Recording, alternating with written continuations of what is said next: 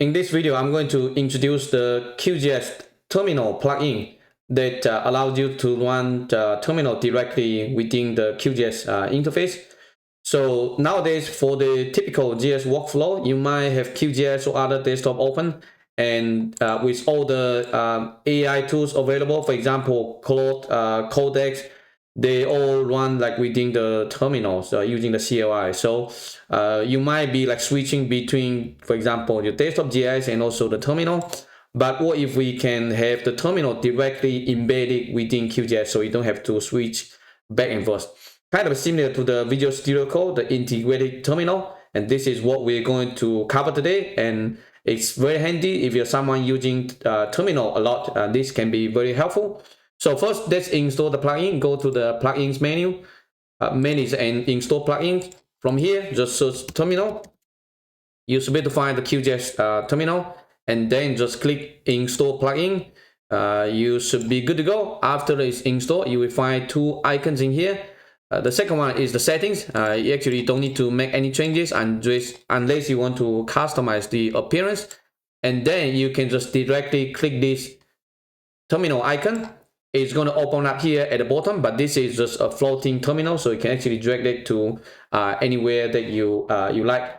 And also on the right, there's actually a plus icon here. So if sometimes you have multiple, you want to put in, open multiple tabs, you can open multiple tabs together. So this is very much similar to the Visual Studio Code, the integrated terminal. So it's integrating here. You can also switch between different like terminals. For example, base, or I'm on Linux, I'm using the GSH. And once it's open, then you can start typing. For example, we can say pwd, so you can see what's the current working directory right now. So for example, this is right now under my home directory. I can use cd, for example, go to the downloads directory, and then I can just see what's inside. I can similarly cd into, for example, hls, the directory, and then I can just type ls -l to see all the files inside. And in here, you can actually run any command, like basically any terminal commands. You can run GDAL, you can run Git, or Claude Code or Codex, whichever you like. So for example, you can Conda activate Geo, so you can actually run activate your Conda environment.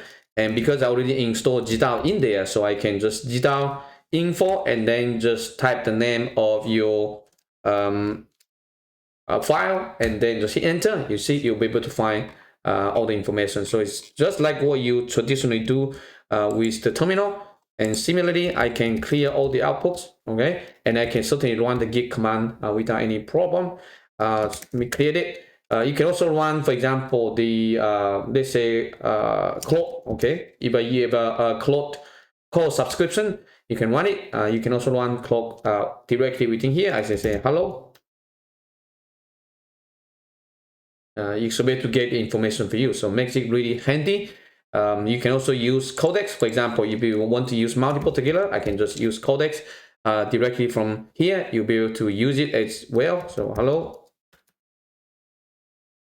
So in that way, you can switch multiple terminals. When you don't need them, you can just close them directly. So you can close one of tabs, and then you can close another one. Then it becomes just complete a new one, and I can do ls again, hl, right? So feel free to utilize this one. It's very simple. There's not really much things to learn. It's just a terminal that allows you to run command lines, whatever command line like, similar to Visual Studio Code. And sometimes if some of the process gets stuck, on the right here, there's also a button here. You can restart the terminal. So if it is needed, or you can just click the clear button here to clear them, or you can open another new tab again. So you can open as many tabs as you want. In that way, you don't have to keep switching from different terminals. Okay, so that's all I want to show you. It's a very short tutorial, but I hope you find this new plugin useful. If you run into any issues, feel free to open issues on GitHub repository, and I'm happy to look into that. Okay, that's all. Thank you very much. I will see you in the next one. Take care. Bye-bye.